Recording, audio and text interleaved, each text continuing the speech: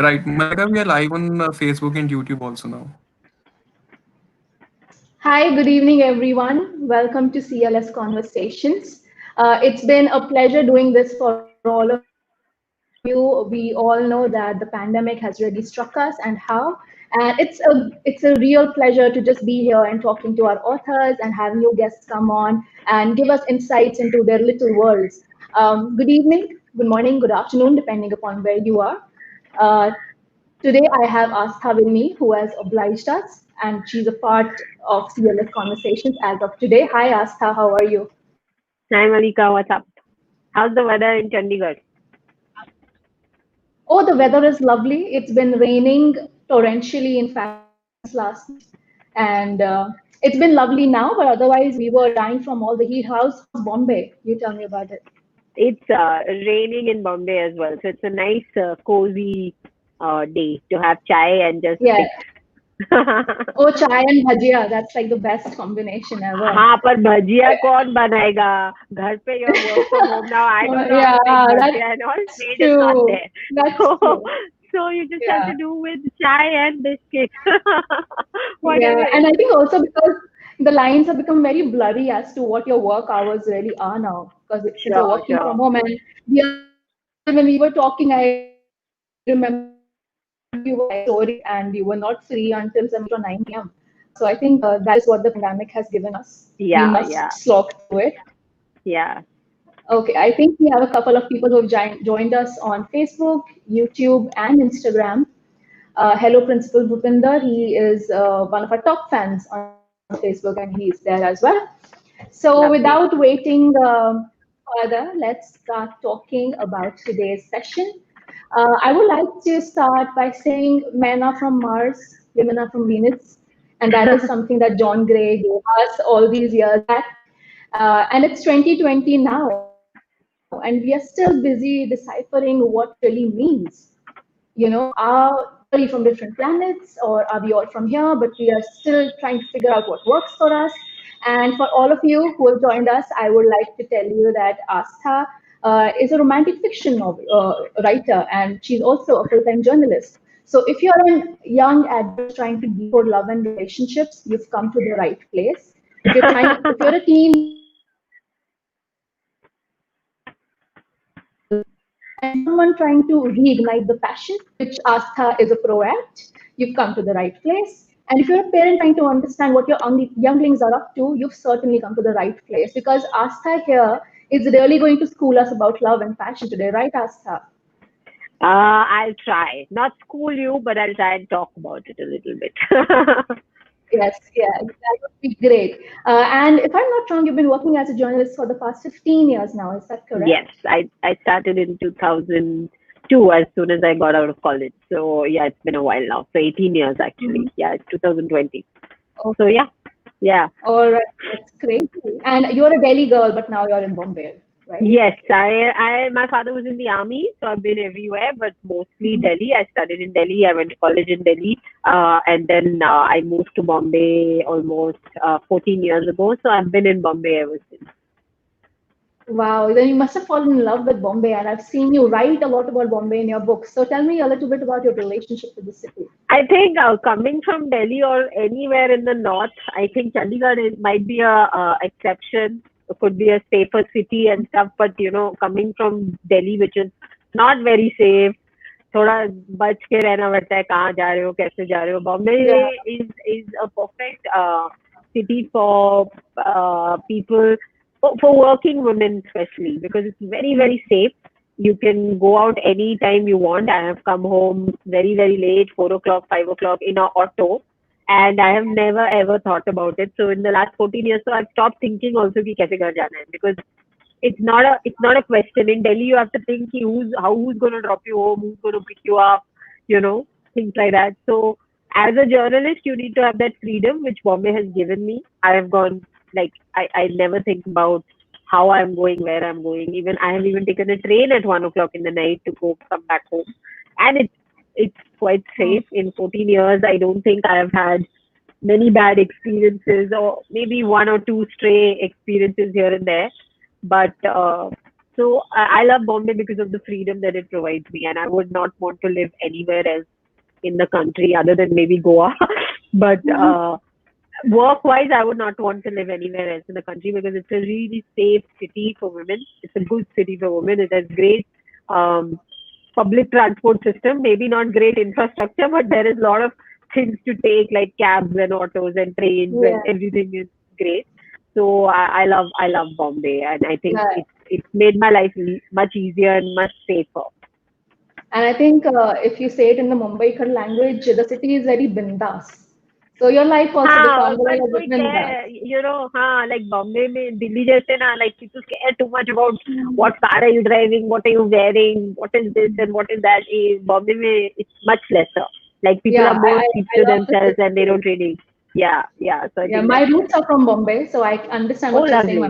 My mom is from Bombay. Yeah, So I and am eternally in love with that city because it lets you be, it lets you breathe, even yeah, though there's a lot of totally. pollution Even and though it's traffic. hard to breathe here because But there's a given lot of that, pollution, but yeah. yeah, As far as freedom is concerned, yes, it gives you that for sure. great, great. Okay, so since we are talking about Mumbai and monsoon, I have to talk about your first book, which was his Monsoon Bride, and fittingly so because your story was set in Bombay. And this was also the second Mills and Boons book to be published by an Indian author. And Yeah, that must have been an exhilarating experience because I remember there were these staples when we were growing up. There was Dickens, and there was Ayn Rand, and there was Enid Blyton, and as we started to grow up, there was Mills and Boons. Like every girl had read that sure, book at some point. So, sure, how sure, did that sure. experience? How did that make its way into your life?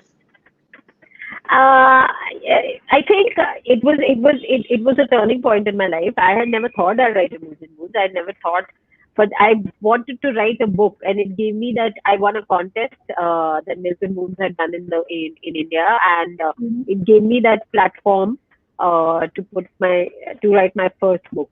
So, but obviously, a part of being, Milton Moons is the parent company of Milton Moons is a Canadian company called Harlequin, which is known Wonderful. all over the world, and they are masters in romance. And Milton Boone was actually celebrating 100 years then, which is almost like 8 years ago.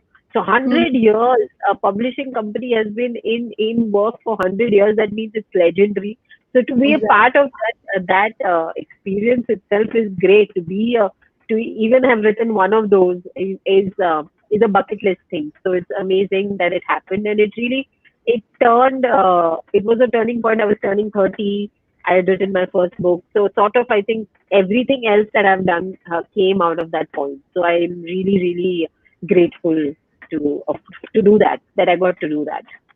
And even I'm equally grateful because I got to read it, and it was after years because it's been what 10 or 12 years since I was in school, and that's the last time I read a Mills and Boons. And Yeah, of course, I read yeah. it now, and it brought back all the memories and all that Yeah, passion that you feel. Because now it just seems like all of that passion is just dying, given how virtually connected we are, and now we also sure, have sure. Corona, so our human interactions are very very limited. So I could feel that tingle down my spine as well, the one that you talked about. So that's in all of your Good, books. good. I'm glad. That's why I Yeah, wrote it. Yeah. yes, that was great. So I'm sure, writing for a franchisee like Mills and Bones was a great experience, like you said. But the rest of the books that followed, your book with Mills and Boons, his Monsoon Bride, are also very women centric, and they talk about passion and love and almost like an utopian kind of love where, boy meets girl, a little bit of turbulences happen, but eventually everything goes well. Um, so, has it ever happened that you've been labeled as a chick lit writer, as we say? And how has that affected you? Do you take that as a compliment, or does that make you feel that you're being labeled or boxed down in a confinement? I've never thought of it as a bad thing. I think it's a great thing. Hmm. I, I think labels become they matter if you let them matter. If you think too much about them, you should just go out and do what you like doing. when I wrote the Mills and Boons, obviously Mills and Boons has a little bit, it's a bit of a format novel where it's a boy meets girl and there is a problem and then it gets solved, very much like our Bollywood movies which we grew up on. So it had to follow a format, but they didn't force me to write a specific way or anything. And the girl is also a journalist, so it came out of my own experiences in a way. Yeah, I wanted her to be a strong girl who can speak her mind and stuff like that, which she does. So I think if you get yourself in it and you put your ethics and morals down in it, then it doesn't matter if someone says it's chick lit or it's not, or it's feminist or not. I think it just has to be a pleasurable experience reading, and it should not be regressive. I think many people said that Mills and Boons are regressive, but I think those guys have not read the recent Mills and Boons, because recent exactly. Mills and Boons have very strong women characters who take control of their love lives, who take control of the man, so it's changed as the writers have changed. So all these people who are saying all this, it's regressive and all, have read some Mills and Boons from some 50 years ago. So it's That's not at true. all regressive, and it comes from the writer who's writing it as well. So I have no problem with labels, because I don't bother with them. I don't think. I mean, there must be people. So many people call me so many things. I think it doesn't Exactly. matter. Exactly. So You cannot take heed to each and every one of them out there. And speaking totally. of your book not being regressive at all, I saw that because the main character, Amrita, she stands up for herself. She Yes. stands her ground, and she's still working, even though she's from a pretty she comes from old money, but she's still working. And I think we've made our lives too much about the battle of the sexes. I am a feminist. Yeah. I'm a true feminist, but I think there are some things that just come naturally to women and nobody else can do that. For example, Yeah. being a child. And if that comes along your way, there should be no shame in embracing something like that. I think it's to be Exactly. celebrated, the womanhood is supposed to be celebrated. And I saw that in your Exactly. book, that made me feel like, this is the way to be. You can really balance things out and you can have Exactly. best of both the worlds. Exactly. And I that think was feminism has become for some people about hating men, which it is not. It's about empowering women. It's not exactly. about hating men and all that men stands for. That is, you are diluting the whole point of feminism if you make it about men. It's not about True. men. It's about women and their empowerment and bringing them up and giving them opportunities and making them as equal to anybody in the world. So, so that can be with them falling in love with a man, being mad about a man. Uh, you know, uh, it can all balance it out together. It's not about hating another person. So, Yes, and I think no love can ever come out of hate per se. totally, And totally. I think there is a lot of talk about how feminism is being misinterpreted as misandry. So people don't really know the difference, but I think it's 2020 and it's really high time that we do our homework well and understand where Exactly. our society is headed. So Yeah. that was about your Mills and Boons work. And now that you're talking about the society, have you seen a radical shift in the way us as a brown society view dating? Because from what I see, we've gone from point A to point C and have sort of completely ignored the juncture that would have come in between. I Yeah. think you and Yeah. I can both agree that holding hands was a big deal back when we were in school, even when I was in school, because it was Yeah, ahead of yeah. the internet. I don't think I held hands. I'm trying to think. Yeah, holding hands was a big, big, big deal. So yes, it has. It. I mean, it's completely different. I think what the experiences that we might have gone through at 27, 28, people are going through at 15 and 16 now. But maybe that's Yeah. evolution, and we have to just be there for them, because the faster you start it, like one thing, I mean, I do a podcast on love and relationships, and a lot of young people write to me, and they are all heartbroken at 15, 13, 18. When I was younger, I didn't even think about it that much, because I mean, you had a crush, you got over it, and 3 days later you were fine again because you had your friends, and you Mm, thought about other things.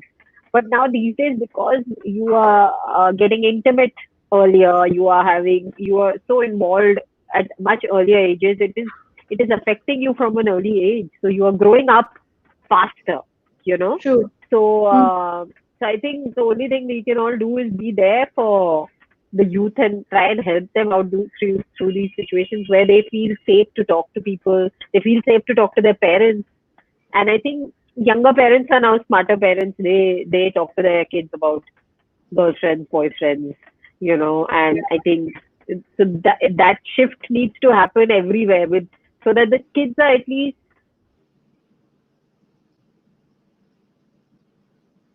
I think we've lost Aastha there.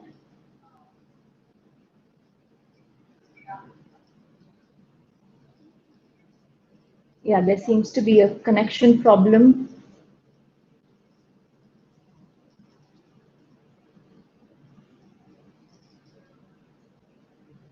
Oh, we're back. Yeah, I think she's back on. Yeah, Yeah, hi yeah, Aastha. yeah. Yes, we lost you for a second there. A very heartbreaking moment for me.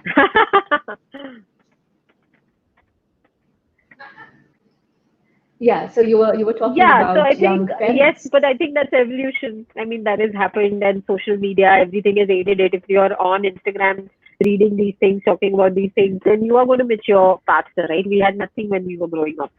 So there are more avenues. There's more avenue to see things, feel things.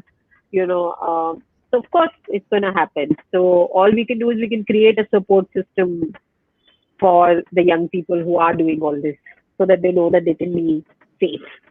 You know. Yes. Speaking of which, you said that we got over our crushes in maybe 3 or 4 days because we had no means. We did not have Yeah. cell phones. We used internet by going to the cyber cafe. And if we ever had to talk to someone, we had to like hide it from our parents. Just sheepishly go to the cell or to the landline and pick it up. So it just made everything Blank calls. Blank calls blank used to calls. happen. Yes, so much blank calls used to happen, and you could find chits in your balcony, and all of that stuff used to happen Yeah, back yeah, then. yeah, yeah, Now it's just yeah. sliding into DMs and swiping right and left and up and down and where not. I think Matlab there was no, also you got over people easily because there was no Facebook, there was no Instagram. You had no clue what they were doing. Once you stopped talking to them, they just moved out of your yes, vision and they were out of away from sight, your out of life, mind. Yeah. So it's a Yeah, that's simpler true. time, simpler time. Exactly, exactly. Now that we are speaking of, having all this access to different platforms, and now that we also have a pandemic, do you think you will? How can you imagine writing a love story in these times? Where there is no human connect. I think one thing I've learned from my podcast is that lots of people are now taking this time to talk to people because milne ka abhi kuch hai nahi. There's no Hmm. way to be intimate with someone or even meet someone. So they are taking this time to actually get to know the person. So maybe a love story about actually talking, which is Hmm. underrated experience for most young people because they just get to it. They start dating or whatever. They don't really spend time getting to know each other anymore. And even on Exactly.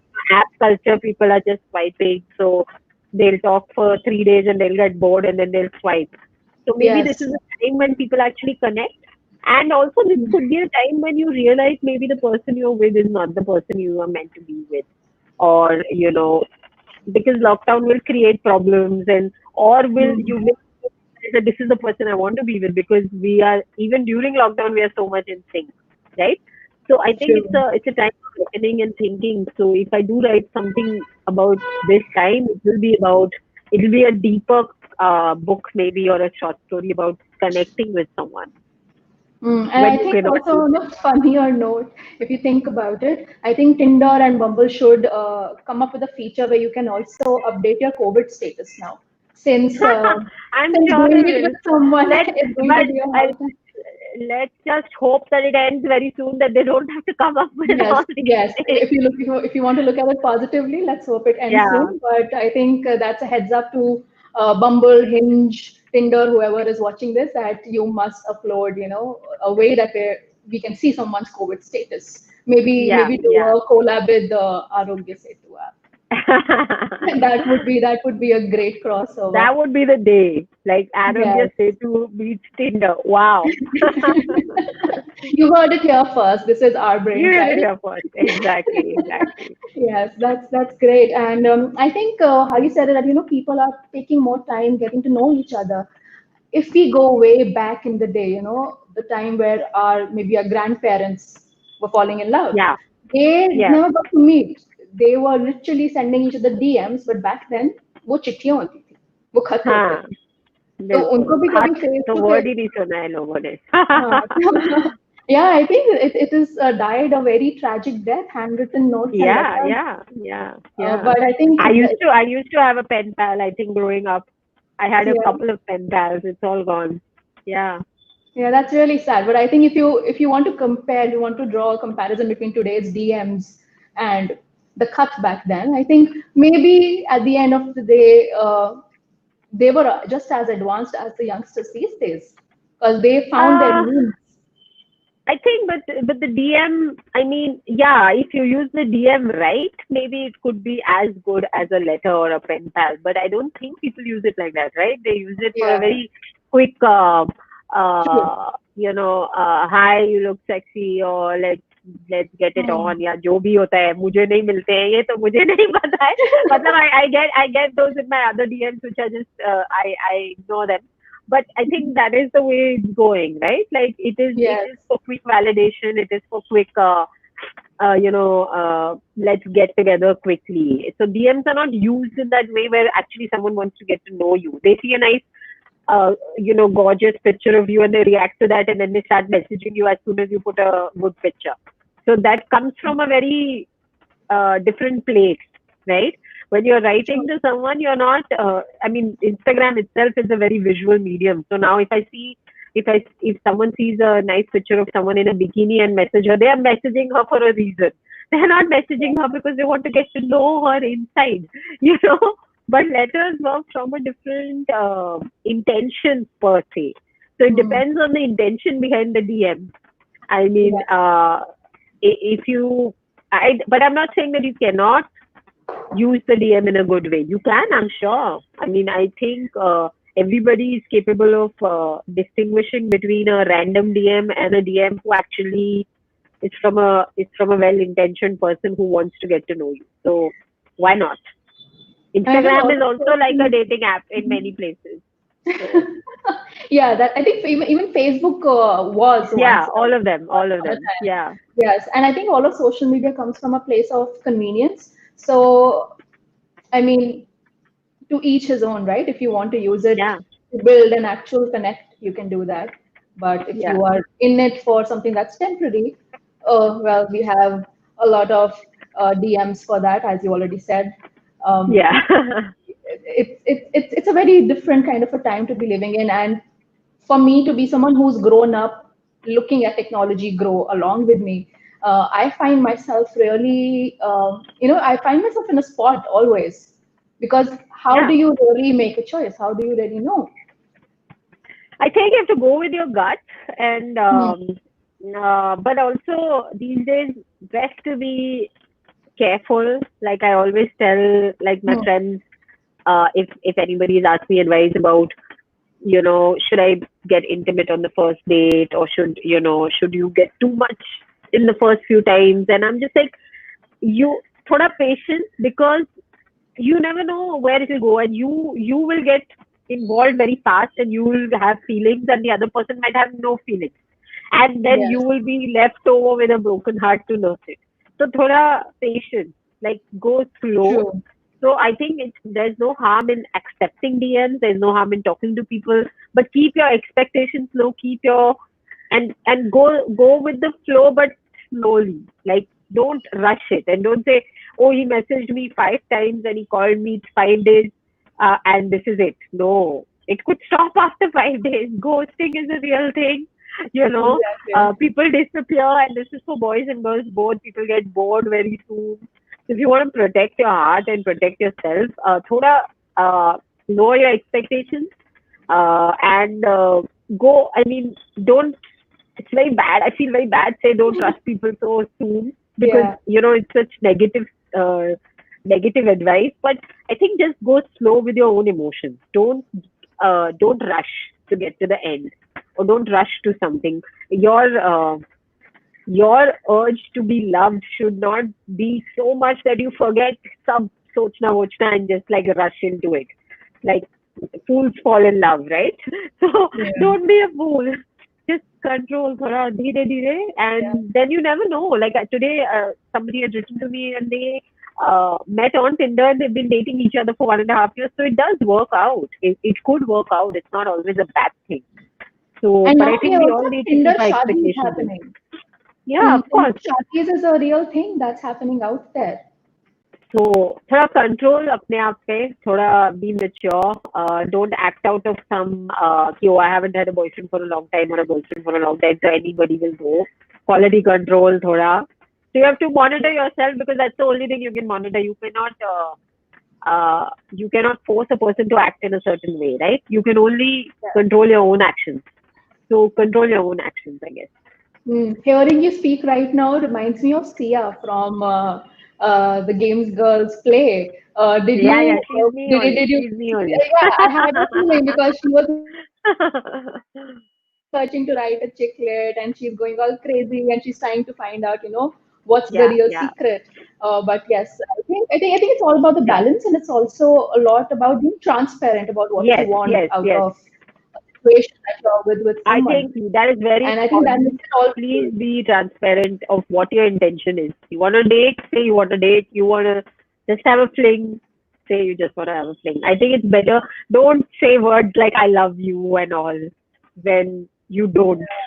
You know, I True. think everybody values honesty. At least they know कि तुम्हारा intention क्या है. They can do what they have to do accordingly. You know. Yeah. And I think that reflects in your work as well, because your characters seem to have it more or less, well thought out. There are I other think problems that arise, but I think most of the times I've seen your characters keep it clean and keep it straight. It is yeah, later because that I think get involved. yeah, something's gone wrong with my Instagram. It's reconnecting, but I think yeah. I think, yeah, literature affects people. If you read about a confident character, maybe you will imbibe that in your own life as well. So I would like to keep my characters confident and who know themselves and who act responsibly. So I think maybe that's why my characters are like that. True, true. And I think Even when if you I'm are not like that consuming myself. Okay, that's great. But I think when you're consuming any kind of content, be it literature, be it audiovisual, it does for a while affect the way you think, because you're so immersed, and especially when you're reading a book, because it's all you're making everything up in your mind, you're imagining the people, you're imagining the scenario, so it's all the more immersive for you, and it Yes, does yes, play a trick on your mind. So I think yes. literature is a great way to you know attune your mind to the ways that you want Yeah. it to be. But let's talk about music as well. For all those who don't know, out of the many feathers that Aastha wears in her cap, she's also a singer-songwriter. Tell us a little bit about that, Aastha. How did that come through? So it came through very organically. I have a friend who's a singer, and I mean, she's a singer songwriter, and I write poetry. So she said, "Why don't you convert one of your poems into a song?" And I said, as I barely ever have any problems in being judged, I said, "Let's do it." And then we just she made a tune, and we went to a studio and we recorded it, and somehow, we made a video also and we sent it to VH1 and VH1 started playing it. So I think once I did it once, then once you do something once and you're like, okay, I can do this, then you keep repeating it. So then and now I have 4 songs in the world. And if you search for them on Instagram Music, you'll find them on Instagram Music also now. So I think it happened just by going with your heart. It's not my main focus or my main profession, but it's something that makes me happy and adds to my personality in some way. And it stems out of love and my love for writing as well. So it's all sort of holistic. I don't have to really try to do that. So it just happened like that. Yes, I think all songs are poetry. I mean, if you take away Exactly. electronic music where they are just like two or three words repeating themselves over and over again, other than that, I Yeah. think what gives a song its essence has got a lot to do with the lyrics. So I think then Yeah. that's a wonderful way to express your love. And Yeah. since you are someone who is so full of love and full of stories about it, I think it's very fitting that you're also a singer-songwriter.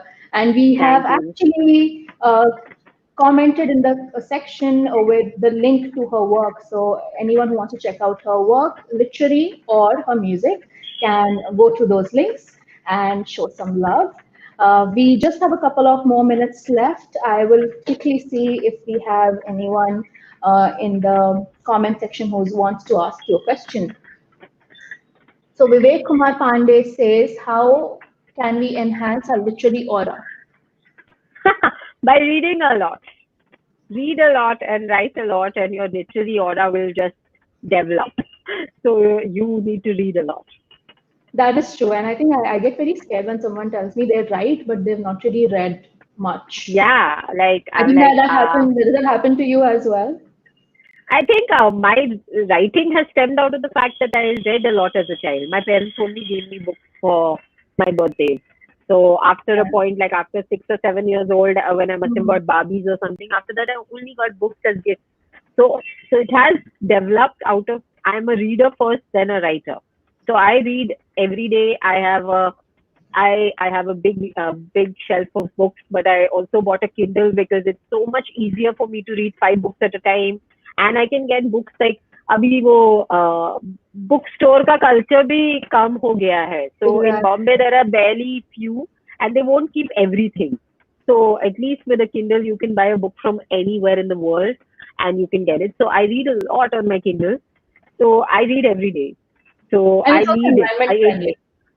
Yes, and yeah, exactly, and it inspires me. It inspires me. When you read, you're more inspired to write. So I think your literary aura comes out of reading, not even from writing. Reading. Yes, exactly. And I think every book is a little world in its own.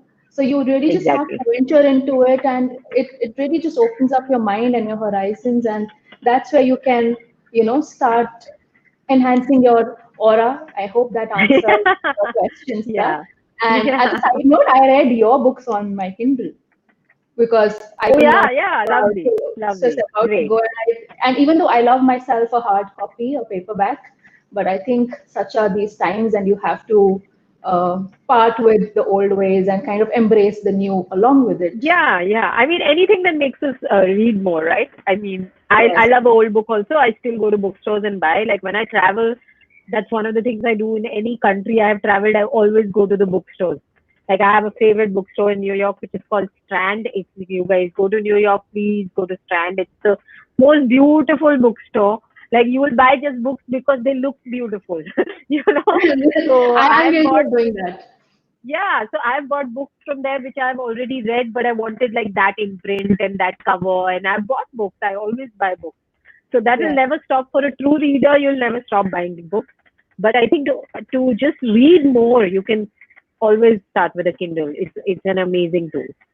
Yes, that's great. And anyone who is already in New York, we can check out that favorite bookstore of Aastha's. For the rest of us, we Strand. have to wait, till the time does open up, and we'll Yeah, see how that pans out. Okay, I will just quickly go with a super quick rapid fire with you before we switch sure. to the next session for the day. It's just a couple of questions, and it is kind of based on, of course, love, sex, and relationships. Aastha Atray, what is the cheekiest pickup line that you've ever got? Cheesiest pickup line. I don't get. It's been a long time since somebody has tried to pick me up. But I think once they said, "My friend finds you cute. So can you give your number?" I said, "But if your friend finds me cute, then send friend. Now why have you come?" Then he's like, "No, no, no, Yeah, I find you cute." I'm the So friend. that's how that's how that worked out. Yeah, and that is something that you should not do while trying to get to a girl. Yeah. That's Hey, a I side find note. you Okay. cute. Yeah, Yeah, exactly. And exactly. what is the smoothest pickup line that you've ever got, if you remember it? Smoothest. No. I don't I hope your remember. husband was I would have remembered if okay, there was someone who actually gave me a smooth pickup line. Don't remember. okay, I you think, had yeah, actually, a person who I went to college with, who was a good friend of mine, used to always say this, and he was 2 years younger to me, and he would always say, Aastha, you're like Gillette. So I was like, why am I like Gillette? Because I'm the best a man can get. So oh, I was like, okay. That was I like cheesy you. and That's a good cute. one. That was Cheesy cheesy and and cute. cute. But it was Yes, cute. It was cute. It was funny. yes, So that's that's true. cute. Yeah. Okay, so now over to our Instagram family. This is the time where we have to say goodbye to you. If you wish to watch the next panel, you can head to our Facebook and YouTube channel, CLS Chandigarh. Thank you so much for being here. And Astha, thanks a lot. We will just quickly Lovely welcome seeing you, our Maleeka. next panel on StreamYard. For then, till then, thank you so much, everyone on Instagram, for tuning in. This was great, and show some love. Thanks, Maleeka. You can go follow Astha, and we will surely send in the links as well. And you can go follow her and listen to her songs and read her work. Thank you so much. Bye-bye. Bye. Bye.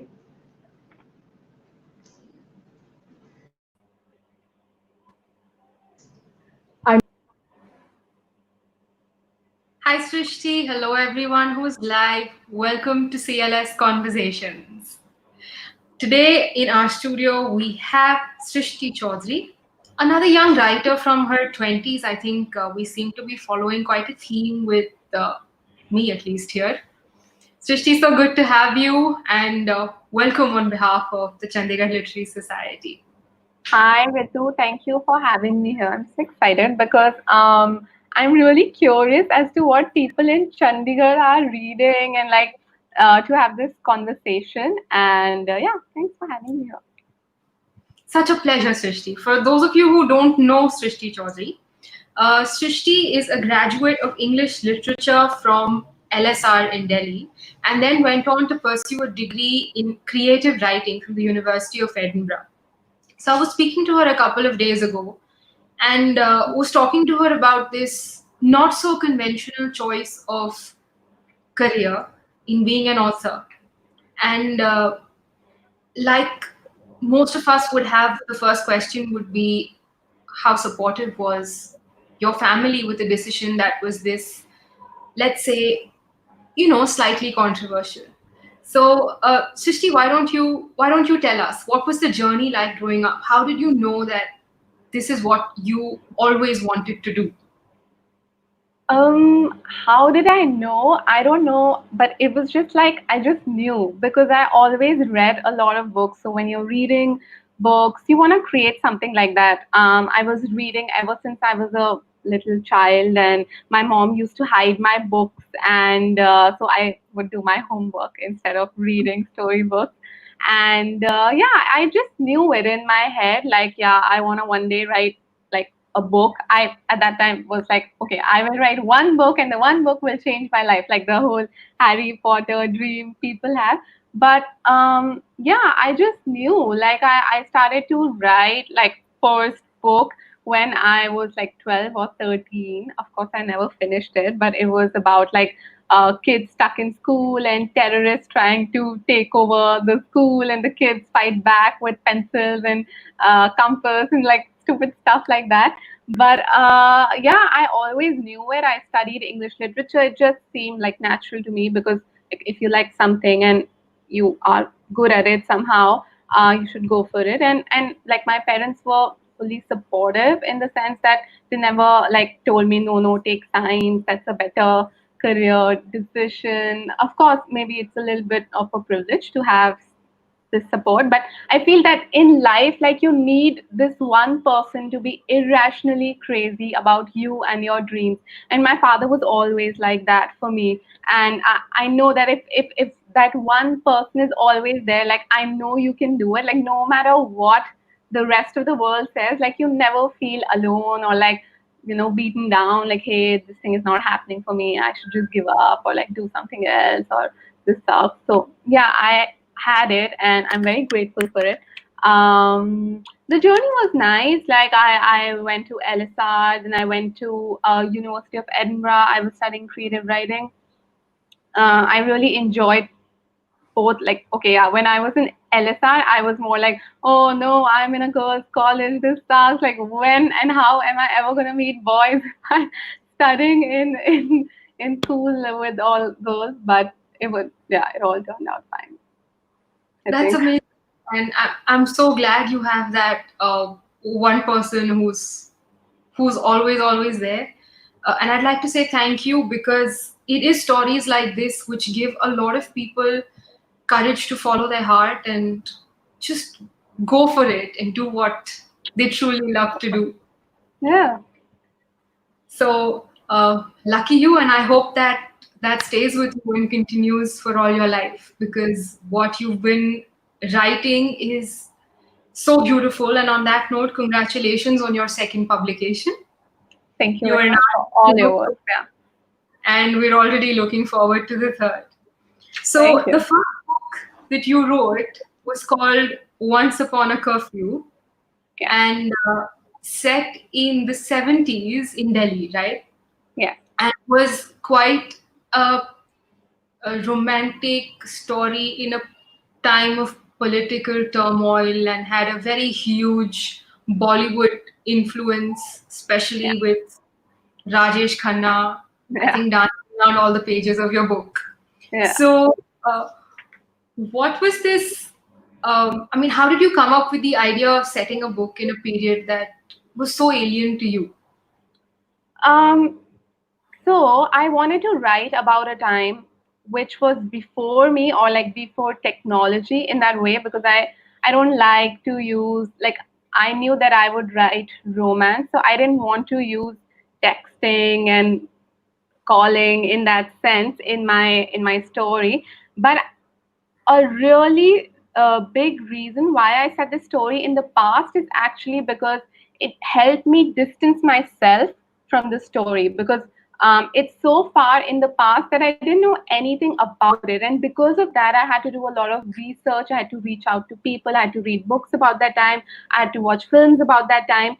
And this helped me distance myself from the character so I could write someone who is not me. Like, if you ask any fiction writer, they will say that the first time that they start to write, their main character and them become confluenced, in the sense like, I am the character, because it's very hard to write outside the ambit of your own experience, and that's fiction. But because Right. I set it in this past time, and it was just like, hey, how would a young girl who lives in the 1970s, she's 23 years old in 1975, how would her life be like, do you know? Or like I would ask my friends, and if I were to ask my friends, they wouldn't know, because we don't know how girls used to live in that time. Because, like, okay, yeah, maybe my grandma was like in her 20s in that time, but it's so hard to reach that point in conversation where she actually tells you how her life was at the time. And because of this distance, I was able to create this character who is really far away from me, and it just helped me write better. And yeah, it was like I just wanted to set something in a really politically exciting time. And actually, first I'd chosen the India-Pakistan war, which was 1971. But somehow it didn't fit my story, so I changed the time period. And yeah, 1975, the emergency fitted quite well, and it's a period which people don't know that much about. Like, yeah, there are some books and some really fine books about that time, but generally I don't see it represented in movies or books that much, although it was such like a revolutionary period, in the sense that, like, there was an emergency in the country going on for 22 months. And now we don't think about that time at all, like when our rights were taken away. Yeah, so I said it in the time because it was just exciting for me. So that's a really nice thought, actually, because I think you must be one of the first people who's put sort of like a positive spin to a situation that has been remembered in history as quite a dark time. So that also tells me that you're someone who has very unconventional ideas. It kind of gives me that vibe from you now that you're talking to me about, your choice of time where you set your book and why you did it. So, is it this spirit of unconventionalism that also sort of draws you to being a writer because it gives you a parallel life of sorts? Yeah, you can say that. Yeah, definitely. Like I, yeah, I mean, of course, like it's easy to say, hey, like walk on your own path, don't follow the crowd, blah blah blah. But yeah, you need life experiences that back this attitude up. And yeah, I've always felt supported and somehow loved in the way that people like to be loved, like I like to be loved. And yeah, it has helped me to just like do what I want, and yeah, walk on this path that I chose for myself. Yeah, unconventional. Yeah. That's really nice. That's brave. So when you're writing about people, when you're building your character, do you at any time find yourself becoming that character? I know that you've already established that you try and keep the character as far away from you as possible. But is there a romance building between you and the character as the character is being brought to life by you? Yeah, for sure. Like I know a lot of writers go like crazy lengths to feel like they're in the book, so that helps them write in the best possible way. So they'll Mhm. maybe wear the clothes that their characters wear, or maybe they'll start to talk like that. Yeah, I try to keep the character as much as away from me as possible, but like it's just trying. Like lots of parts of you do go in the character that you make, but I would never say, hey, this character is based on this person. Like I feel that characters are synthesis of people that you've met in your life. So even like the guy or the girl, like they won't be this one person that the entire character is based on. I do start to, I feel like when I'm writing and when I'm in the middle part of the book where it's really intense, and I'm like, as soon as I wake up, I'm thinking about what I'm gonna write today.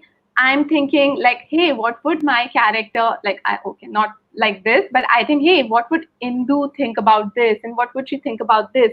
And that's why characterization is like, for me, I feel it's one of the toughest parts of writing a book, because your characters have to be really strong to build a compelling story that people will actually like, and at the end of the book they can say that this character taught me something, or I took something away from this character for my life. And yeah, I do start to think how my character would think. Like, hey, I'm going to the market and I met someone. So how would Indu talk to this person? How would Tara talk to this person? Tara is the main character of the second book, Lalan Sweet.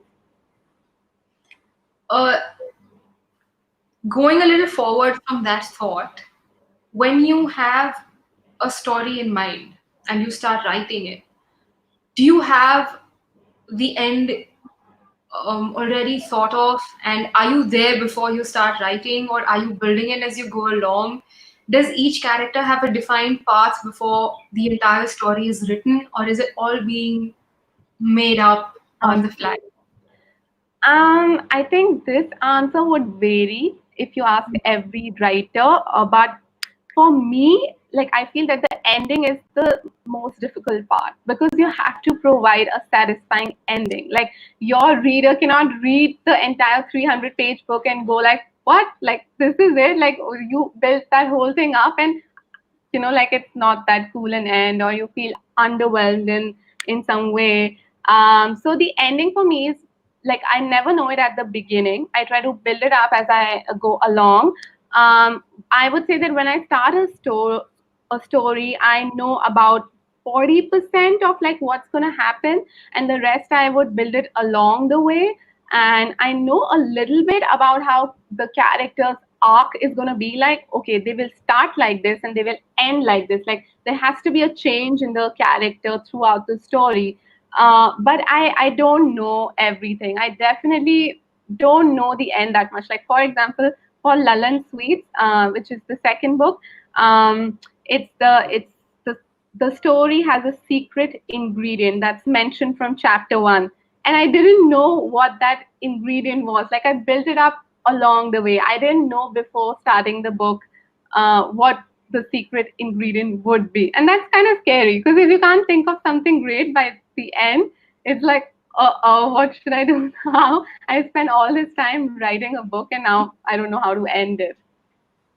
But that sounds like the perfect adventure, and you have not been shy in saying it everywhere you've spoken or written that you are a big fan of adventure in any story. So I Yeah. guess each book for you, in its own way, is your little adventure, right? Yes, yes, definitely. It is. It's like you live it, you breathe it. In, like, for me, it would take about 6 months to finish a book, or maybe a little bit more than that, but not that much. And yeah, it is an adventure. It's like from the beginning, like you're starting literally at the bottom, and you add a little bit every day. You write a bit every day, and you actually see that at the end of these 6 months, you have a manuscript. You have a whole book in your hands that you wrote, and it is a really special feeling. It's like, oh, you go to the gym every day and you have a goal like, after 6 months I want to lose like 10 pounds, and then you see it happening. Like, okay, when you're doing it every day you don't realize it that much, but when you look back you see the gains that you have made. And yeah, it is a really special adventure. I can't imagine doing anything else. I can literally see the light shining out of your eyes and your whole face beaming when you're talking about the writing process. So I can just, I can just feel how much you love doing it. That's fantastic. And it's something Thank that you. I think everyone in life is just looking for this feeling, right? To be able to do something that they just love doing. Yeah, So thumbs up for finding that so early in life. thank you. So, when you write fiction, how much of your time? So, you said that you take about 6 months to finish a book, right? So, how much of that time goes in research? Are you quantifying that research time as well into the 6 months, or is it just writing No. for 6 months? No, I think I'm losing it. No, you're there. So, no, I would say that 6 months is the writing time. Like, that is the time where I'm writing as well as researching. But 6 months before that, I've already had the idea in my head, and I'm just actively thinking about it and making notes. So, for example, it was like in the like November of 2018 that I started to think about Lalan Sweets. Like, this idea just popped in my head, and I finished it by the November of 2019. I finished writing the entire book by then. But for the first, okay, 4 or 5 months, I wasn't writing down stuff, but I was still actively thinking about it. And whenever like something would come to my mind that I think should be in the book, I would jot it down or make some notes. I make extensive notes for the book, for the fiction. And yeah, I'm not like writing down chapter one, blah blah blah, but it's still building up in my head, and I need that build up to begin. Like, I can't start something without knowing anything about the characters, about the world that I'm trying to write about. Yeah, so 6 months I would say for the thinking, and 6 months for the writing. And how important is research in fiction? Because that is something that I don't think many people are familiar with. Like, we know when you write nonfiction, it's about fact, it's about how precise you can be with the information that Yeah, you're giving people. But yeah, I know your first book is based in the 70s, your second one is based in the 90s, yeah. and the second one may have been relatively easier for you to write because that's the time you grew up. Yeah. But how important really is research to make a fiction story authentic or Mhm. sellable to? I think it's really important. Like, of course, it's not the basis of the book like a non-fiction book, because for non-fiction, like, you have to research. Like, what are you going to write about if you don't have your research in place? But even for a fiction book, especially if it's away from your time, or if the topic is something you're not that familiar with, or even if you are familiar with it, you still need to fact check stuff. I think research is really important because it makes your story feel as authentic as possible. And you know how they say, like, I don't know who said it, but they say the truer the the truer the fact, the better the fiction. Like the more accurate you are in your facts, you will be able to write a better story. And so for Once Upon a Curfew, of course, like I needed to look up simple things like, did they have a phone? Like, okay, there was a phone in the world, but was it being used by a family living in Delhi? Like, was it that common? How long would a letter take to reach someone's house? Or like these like really basic things. And then there are all these anecdotal things like, okay, I emailed a teacher of mine, like, okay, you were 23 when it was 1975. What did you do on the weekends? How did you go to school? Did you take the bus? Like these are just things that maybe Google can't tell you. You need people to tell you that. But research is definitely really important for fiction. However, you can manipulate that research. Like you don't need to know everything because it's not non-fiction. So you can like really twist fiction by yourself to just like suit something. If you don't know a certain fact, you can just not write about it because it's fiction and the story can go any which way you want. Which is a little bit what you've done in your second book, right? By creating a little fictional town in India called Siaka, where you've Yeah, based your book. So that's an interesting way to sort of bring together real life, and yeah, real life is not yeah, the word yeah, I'm looking for, but it's the closest I can get in yeah. your writings. That's fantastic. So this town that you've created in your book, in your second book, Lalan Sweets, called Siaka, what was the Mhm. inspiration behind it? A little birdie told me that there is a lot of Chandigarh influence in that town.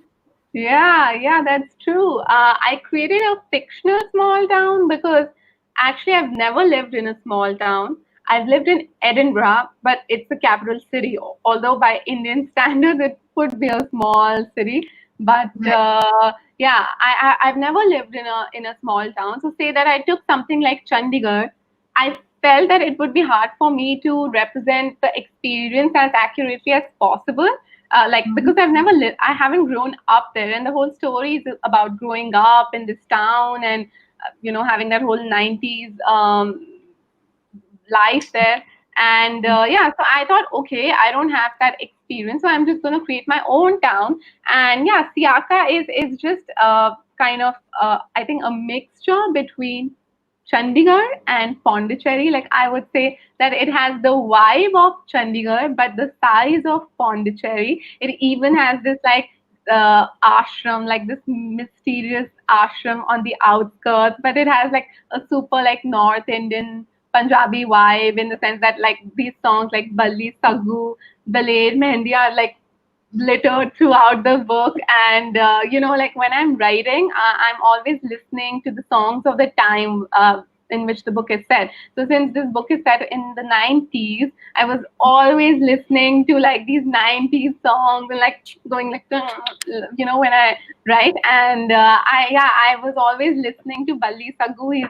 He's the one who makes these songs like Gurnal Ishq Mita, Gurnal Ishq Mila. Yeah, I always mess up the words.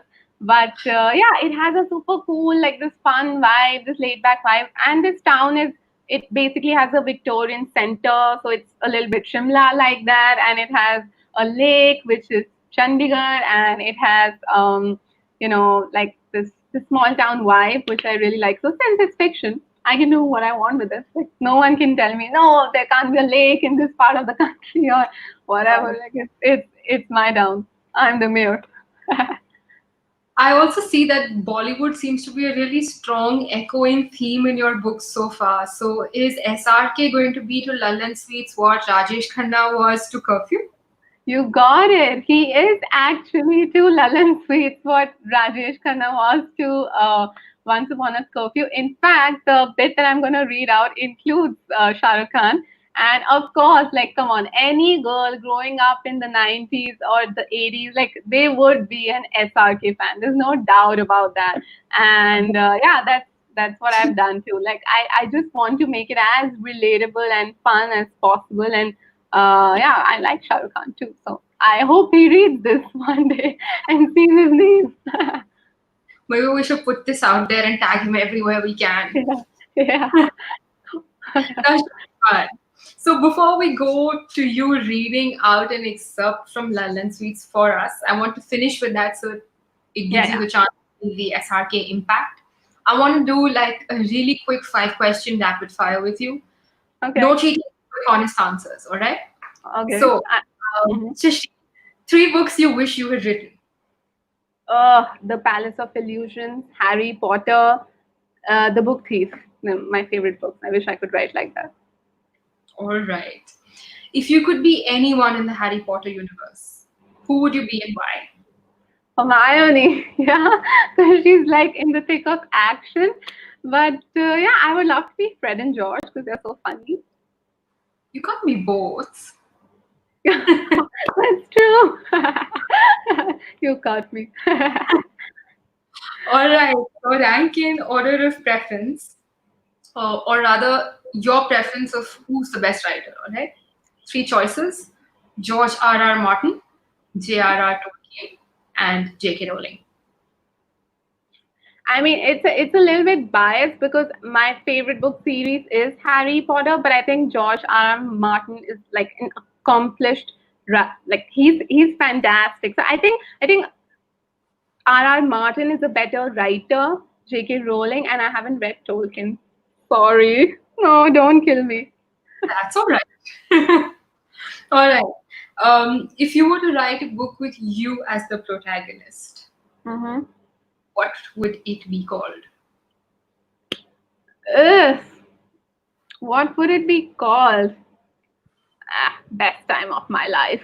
I don't know. Yeah, something like that. But I do believe in like living it up and just having fun, not take yourself too seriously, like just like I feel like people should be able to laugh at themselves and not like feel the self important about who they are. And yeah, something like that. I think best time of my And life or something funny. when would you set it in your now life, or would it be like a futuristic thing, or would it be a black and white 50s 60s kind of vibe happening in the book? I think now is no time like now. Last question, Srishti. What is the wackiest idea that you've ever had? If I could count all of them, but yeah, I've thought of really dumb stuff sometimes. Sometimes I'll think, oh, maybe I should have my own magazine about this film and literature stuff, or maybe I should like start my own company, or maybe I should, yeah, like invent stuff. But I can't really think of anything specific at the moment. Yeah, but I can tell you something though. I thought that while on the way back, I was in Dublin last year, and I thought like on the way back I had a layover in Amsterdam, and I thought that like I had the exact number of hours, like I had 3 or 4, and I thought that I could exit the airport, visit the Anne Frank house, come back, and go home. But yeah, I couldn't do it because it was like too little time. But I planned out everything like minute by minute. I'll catch the train at 10:17. Yeah, but it's not uh, super wacky. Just something I thought of now. All right. That was fun. And I'd like you now to take us through to Lalan Sweets, where you told me you're going to read a portion where Niku has returned to Siaka, Mm-hmm. and Tara is showing him around, driving him around on her scooty, on her kinetic, sorry. Yeah, So yeah, why don't yeah. you That's take right. why don't you take us through the lanes of Siaka with Niku and Tara? Yeah. So Tara and Niku are like childhood friends, but Niku's left for a long time, and he's just come back. So Tara's showing him. So I start now.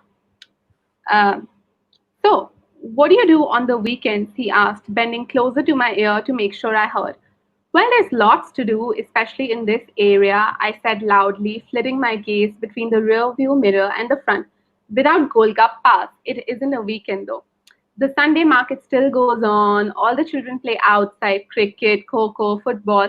When you walk around the city, it's even more fun. You can eat kulfi, tikki, popcorn, I don't like popcorn, Niku said, almost as if in shock. I stopped the kinetic dead in its tracks and turned around.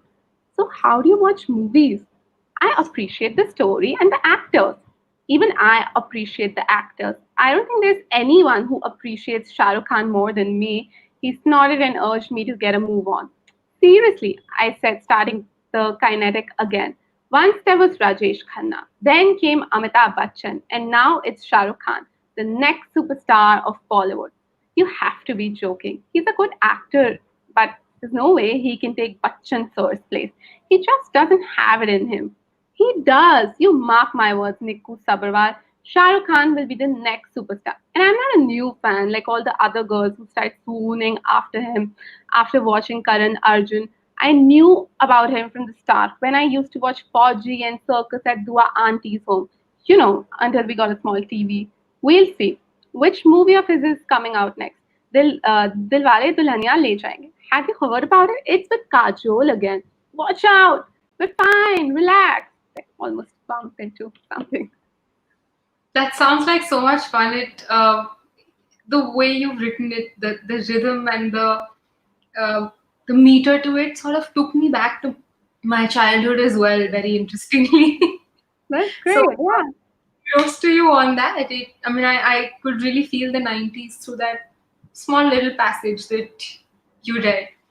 So thank you so much, Srishti. Thank you for being with us today. And I really look forward to reading both your books and then some more.